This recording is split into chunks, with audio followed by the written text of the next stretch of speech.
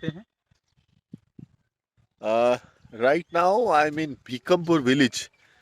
भीकमपुर गांव में हूँ। भीकमपुर वो गांव है जहाँ मैं एक महीना तकरीबन रहा था यहाँ पे, इस घर पे। और वही समय, आज से 10 साल पहले की बात है।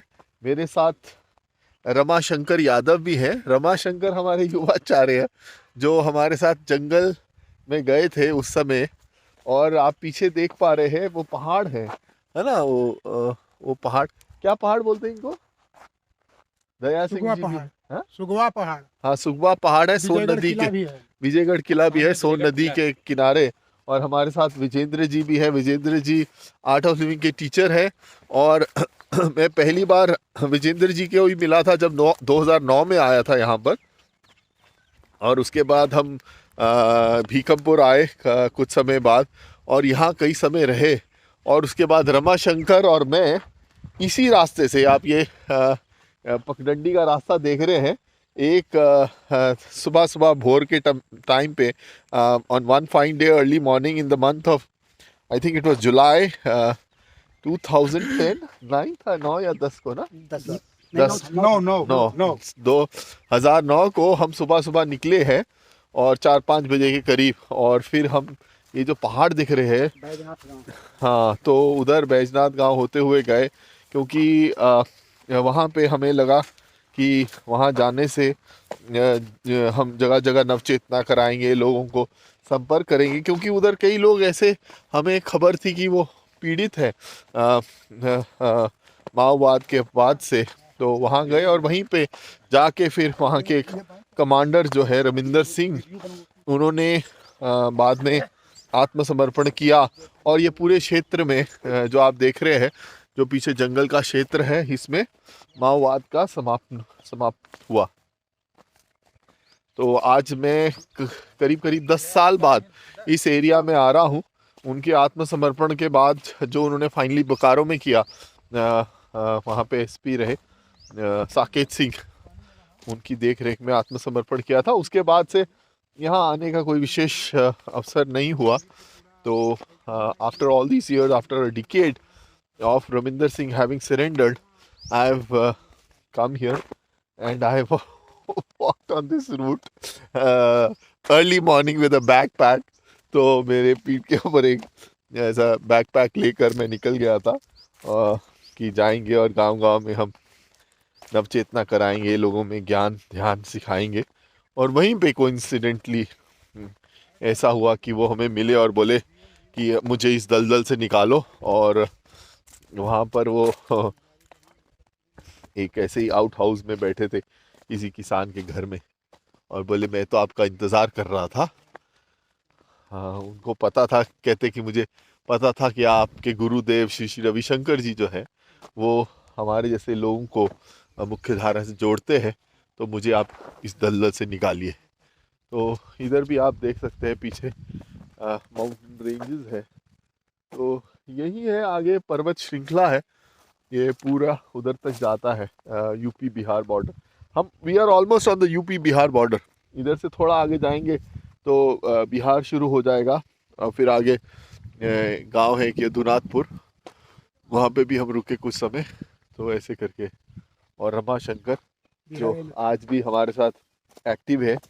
और ये और मैं, एक ऐसा भी मोमेंट आया था कि इनको लगा कि यहाँ तो ना खाना मिल रहा है ना पानी मिल रहा है, मुझे कहाँ लिए चले जा रहे हैं।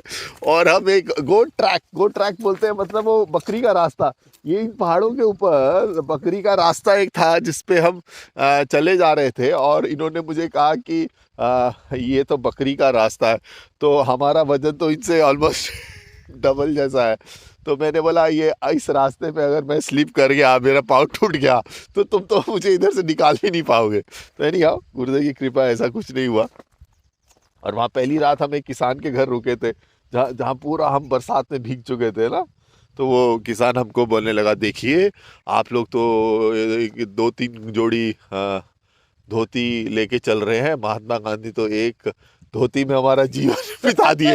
एक तो हमको उन्होंने अपने गाय के साथ सुलाया हुआ था और ऊपर से हमें गांधी जी का उपदेश दे रहे थे। मैं मन में सोचा भाई तुम मिले थे क्या गांधी जी, किस वस्त्र में, एक में थे या चार में थे या क्या है, चलिए जो भी है।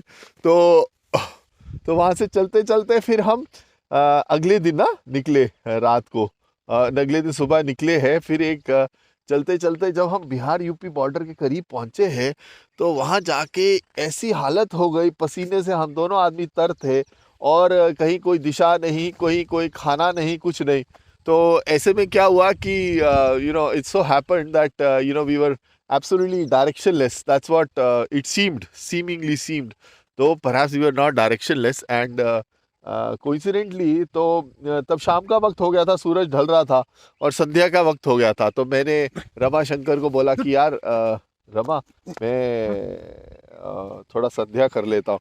तो रमा शंकर के चेहरे पे एक्सप्रेशन था कि यार इनका दिमाग खराब है, हमें खाने का कोई ठिकाना नहीं, सोने का ठिकाना नहीं, ये किधर जाके वो बोले हम ध्यान साधना, अभी हमें संध्या कर रहे हैं middle of the jungle, middle of nowhere actually, और रात हो रही है, कहाँ खाएंगे, कहाँ सोएंगे। तो एनी हाउ तो फिर हमने वहाँ पर एक बहुत ही लाचार किसान था, मुझे ऐसा लगा। मतलब वो, मैं तो समझता हूँ समाज का पिछड़ा वर्ग का कोई व्यक्ति थे। आदिवासी क्षेत्र है। हाँ, तो वहाँ पर हम एक किसी ने, हमने कोई, हमें बहुत ही गरीब सा आदमी मिले बेचारे। तो हमने उनको पूछा, हमने बोला कि यहाँ पे कहीं खाने रहने की व्यवस्था हो जाएगी। तो उन्होंने कहा कि रहने का तो आप पंचायत घर में कर लीजिए, खाने का आप मेरे घर चलिए। हमको भी लग रहा था कि इनके घर बेचारों के जाएंगे हम, मतलब खाने में भी इन पे बोझ ना डाले। तो उन्होंने महुए के रस की को सान के, आई मीन महुए के रस का आटा गूंदा हुआ था उनकी अर्धांगिनी ने। उनके घर पे एक चारपाई थी जो ठेठ भाषा में बोलते हैं ठोकवा कहा जाता है। हाँ, ठोकुआ, अच्छा। तो वहाँ पे बाहर चारपाई पे हमें बिठाया। तो चारपाई पे बिठाया और फिर हमको एक बाल्टी दिया, बोला आप पहले फ्रेश हो जाइए। तो हम नहा धो के आए उधर, और मेरे ख्याल से वो स्नान में इतना मज़ा आया था उस दिन। वो एक बाल्टी में हम स्नान किए और स्नान करने के बाद फिर हम आके उस चारपाई पे बैठे और फिर प्याज के साथ पूरियाँ खिलाई उन्होंने हमको। महुए के रस की पूरियाँ थी, साथ में प्याज था, और भी कुछ था रमा। नहीं, हाँ, प्याज औ- रोटियां। और रोटियां, हाँ, इतना टेस्टी। कल रात ही रमाशंकर ने हमको याद दिलाया कि देखिए वहाँ खाए थे। मतलब हाँ, मुझे आज तक अच्छे से याद है कि one of the tastiest meal we had. और फिर रात को हम वहीं सोए, आगे जाके पंचायत घर में सोए। और सुबह उठे हैं तो सुबह उठ के फिर गांव वाले ने बोला चलिए आपको हम दूध में चावल चावल और दूध, है ना। हमने ब्रेकफास्ट बोल लीजिए, कुछ भी बोल लीजिए, दूध चावल का ब्रेकफास्ट खाया। और फिर हम आगे बढ़े और आगे चल के वो रविंदर सिंह से कैसे भेंट हुआ, क्या हुआ, उसके ऊपर तो हम लोग वीडियो पहले भी बनाए हैं। और हमारे साथ दया सिंह जी भी है, he has been very actively involve helping us out. चलिए, so that was that, some old memories from the times gone by. See you, bye bye, Jai Gurudev.